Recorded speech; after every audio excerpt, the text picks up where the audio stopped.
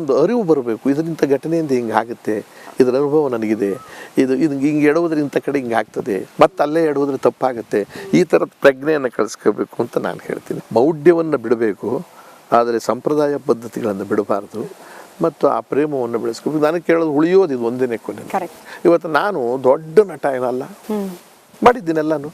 ಅದು ಜನಗಳ ಮನೆಯಲ್ಲಿ ಹಾಕಿದ್ದೀನಿ ಅಂತ ನಾನೇ ಯೋಚನೆ ಮಾಡಿದಾಗ, ನಾನು ಮಾತಾಡಿಸೋ ರೀತಿ, ನಾನು ಹೋಗೋ ರೀತಿ, ಯಾರ್ದೋ ಮನೆಗೆ ಹೋದಾಗ ಊಟಕ್ಕೆ ತಿಂಡಿಗೂ ನಿಮ್ಮ ಮನೆ ಕರಿತೀಯಮ್ಮ, ನಿನಗೇನೋ ಒಂದು ಮನಸ್ಸಿನಲ್ಲಿ ಮುಖ್ಯಮಂತ್ರಿ ಚಂದ್ರು ಅಂದರೆ ದೊಡ್ಡ ಚಿಂತನೆ ಇದೆ, ಅದು ನನಗಿಲ್ಲ.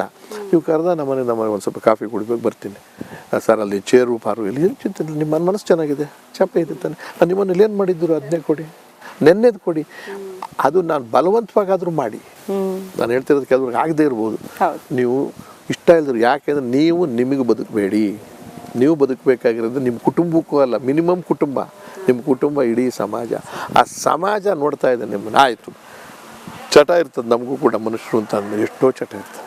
ಅದು ಈ ಮನುಷ್ಯರು, ನಾವೇನು ದೇವರಲ್ಲ, ಬಿಟ್ಟೇ ಬಿಡಿ ಅಂತ ಹೇಳಲ್ಲ, ಬಿಟ್ಟರೆ ಒಳ್ಳೇದು.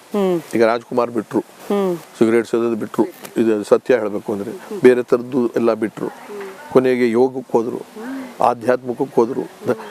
ಈಗ ಅವ್ರು ಹೆಂಗೆ ಉಳ್ಕೊಂಡ್ರು?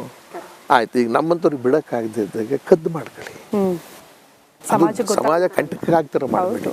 ಆಮೇಲೆ ಸಾರ್ವಜನಿಕರಿಗೆ ನೀವು ಆದರ್ಶ ವ್ಯಕ್ತಿನ ಪ್ರಿಂಟ್ ಮಾಡ್ತಿದ್ದೀರಿ, ಹಂಗೆ ಉಳಿಸ್ಕೊಳ್ಳಿ, ಹಂಗೆ ಉಳಿಸ್ಕೊಳ್ಳಿ. ಆಮೇಲೆ ಇನ್ನೇನು ಮಾಡಿದ್ರು ಕೊನೆಗೆ ಭೂಮಿಗೆ ಹೋಗ್ತೀವಿ, ಹೊತ್ಕೊಂಡಂತೂ ಏನೂ ಹೋಗಲ್ಲ. ಇದು ನಾನು ಆಗಲೇ ಹೇಳಿದಾಗೆ ನಾವು ಮನುಷ್ಯರು ಮಾಡಬೇಕಾಗಿರೋ ಕೆಲಸ. ಚಂದ್ರು ಸರ್, ಈಗ ನಟ ದರ್ಶನ್ ಅವ್ರ ವಿಚಾರಕ್ಕೆ ಬಂತ ಅಂದರೆ ಎಷ್ಟೋ ಜನ ಕೋಟ್ಯಾಂತರ ಅಭಿಮಾನಿಗಳು ಅವ್ರನ್ನ ಫಾಲೋ ಮಾಡ್ತಾರೆ. ಅವ್ರು ಏನೇ ಮಾಡಿದ್ರು, ಒಂದು ಹೇರ್ ಸ್ಟೈಲ್ ಇರ್ಬೋದು, ಡ್ರೆಸ್ ಇರ್ಬೋದು, ಅವ್ರಂಗೆ ಫಾಲೋ ಮಾಡೋರು ತುಂಬ ಜನ. ಬಟ್ ಅವರ ವೈಯಕ್ತಿಕ ಜೀವನದಲ್ಲಿ ಒಬ್ಬ ಗೆಳತಿ ಅಂತ ನಾವು ಕೂಡ ಹೇಳ್ತಾ ಇದ್ದೀವಿ, ಎಷ್ಟು ಆತ್ಮೀಯರಾಗಿರೋದು, ಎಷ್ಟರ ಮಟ್ಟಿಗೆ ಅದು ಏನು ಸಂದೇಶ ಕೊಡ್ತಿದ್ದಾರೆ ಅಂತ. ಒಂದು ಕಡೆ ಪತ್ನಿಗೂ ಮಗನಿಗೂ ಅನ್ಯಾಯ ಮಾಡಿಬಿಟ್ರಲ್ಲ, ಸೋಷಿಯಲ್ ಮೀಡಿಯಾದಲ್ಲಿ ಎಲ್ಲಿ ಓಪನ್ ಮಾಡಿದ್ರು ಕೂಡ ಬಂಗಾರದಂತ ಹೆಂಡತಿ ಬಿಟ್ಬಿಟ್ರಲ್ಲ, ಮಗನ ಮುಖ ನೋಡ್ಲಿಲ್ವಲ್ಲ, ಯಾರ್ದೋ ಬೆನ್ನು ಹತ್ಕೊಂಡು ಹೋದ್ರಿ, ನಿಮ್ಗೀಗ ಆ ಕೆಟ್ಟ ಕೆಲಸ. ಅದು ವೈಯಕ್ತಿಕ ವಿಚಾರ, ನಾವು ಹೆಚ್ಚು ತಲೆ ಕೆಡಿಸ್ಕೊಳಕಲ್ಲ. ಆದ್ರೆ ನೀನು ದೊಡ್ಡ ಮನುಷ್ಯ ಆಗಿರೋದ್ರಿಂದ ನಿನ್ನ ಮನೆಯಲ್ಲಿ ಏನ್ ನೀನು ಮಾದರಿ ತೋರಿಸ್ತಿದ್ಯಾ, ನೀನು ನನ್ನ ಕುಟುಂಬದಲ್ಲೂ ಹಿಂಗೆ ಮಾಡ್ಕೋಬೇಕಾ ನಾನು ಅನ್ನೋದು ಬರೋದ್ರಿಂದ ನೀನು ಎಚ್ಚರಿಕೆ ವಹಿಸ್ಬೇಕಾಗಿ. ಪ್ರೀತಿ ತಪ್ಪಿಲ್ಲ, ಆಮೇಲೆ ನಿನಗೆ ಎಲ್ಲೋ ಒಂದು ಕಡೆ ನೀನು ಅಂದ್ಕೊಂಡಂಥ ರೀತಿಯ ಮನಸ್ಸು ನೆಮ್ಮದಿ ಸಿಕ್ಕಲಿಲ್ಲ ಅಂದರೆ ಇವೆಲ್ಲ ಇರ್ಬೋದು, ಅದು ಗೊತ್ತಾಗ್ದಂಗೆ ಇರಬೇಕಾಗುತ್ತೆ. ಇದು ಸುದ್ದಿ ಮಾಡಬೇಕಾಗಿಲ್ಲ, ಅವರು ಅಷ್ಟೇ ಎಚ್ಚರಿಕೆ ವಹಿಸ್ಬೇಕಾಗಿರುತ್ತೆ. ಇಲ್ಲಿ ಅಧಿಕೃತವಾಗಿ ಒಂದು ಯೋಚನೆ ಮಾಡಬೇಕಾಗಿದೆ. ಒಂದು ಹೆಂಡತಿ ಬಿಟ್ಟಿಲ್ಲ, ಇನ್ನೂ ಬಿಟ್ಟಿಲ್ಲ, ಇನ್ನೊಂದು ಪ್ರೀತಿ, ಇದೆಲ್ಲನೂ ಸಮಾಜದಲ್ಲಿ ಕಷ್ಟ ಆಗುತ್ತೆ ಇವೆಲ್ಲ. ಆದರೆ ದರ್ಶನ್ ಅಂಥ ವ್ಯಕ್ತಿತ್ವ ಇಲ್ಲದೆ ಇರೋನು, ಅಂಥ ವ್ಯಕ್ತಿತ್ವ ಇರಲಿಲ್ಲ. ಅದು ಯಾಕೆ ಹಂಗೆ ಆಯಿತೋ ಗೊತ್ತಿಲ್ಲ, ಸಂದರ್ಭಕ್ಕೋ ಸನ್ನಿವೇಶವೋ ಸಮಯವೋ ಅಥವಾ ಸಮಯ ಪ್ರಜ್ಞೆ ಕಳ್ಕೊಂಡ್ರು, ಇದೆಲ್ಲ ಗೊತ್ತಿಲ್ಲ.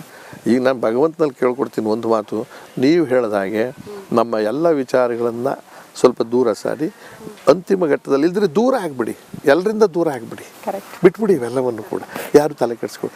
ಇಲ್ಲಿದ್ದು ಹೆಸರು ಆಮೇಲೆ ಅದು ಇನ್ನೊಂದು ಮಾತು ಹೇಳಿದ್ರೆ, ಅವರ ಜೊತೆಯಲ್ಲಿರ್ತಕ್ಕಂಥವ್ರು ಇವರೆಲ್ಲ ಇದ್ದಾರಲ್ಲ, ಅವ್ರದ್ದು ತಪ್ಪು ಅಂತ ಹೇಳಲ್ಲ, ಅವ್ರಿಗೆ ಐಕ್ಯೂ ಕಡಿಮೆ ಇರ್ಬೋದು, ಅಥವಾ ಅವರಲ್ಲಿ ಏನೋ ಬದುಕಿನ ಸಮಸ್ಯೆ ಇರ್ಬೋದು, ಅವ್ರದ್ದು ಜೀವನದ ಬದುಕು. ಆಮೇಲೆ ದರ್ಶನ್ ಜೊತೆಯಲ್ಲಿ ಇರೋದ್ರಿಂದ 4 ಕಾರ್ ಪಿಕ್ಚರ್ ಸಿಗುತ್ತೆ ಅನ್ನೋ ದೃಷ್ಟಿ ಇರ್ಬೋದು, 4 ಕಾರು ಕಾಸು ಮಾಡ್ಬೋದು ಅನ್ನೋ ದೃಷ್ಟಿ ಇರ್ಬೋದು.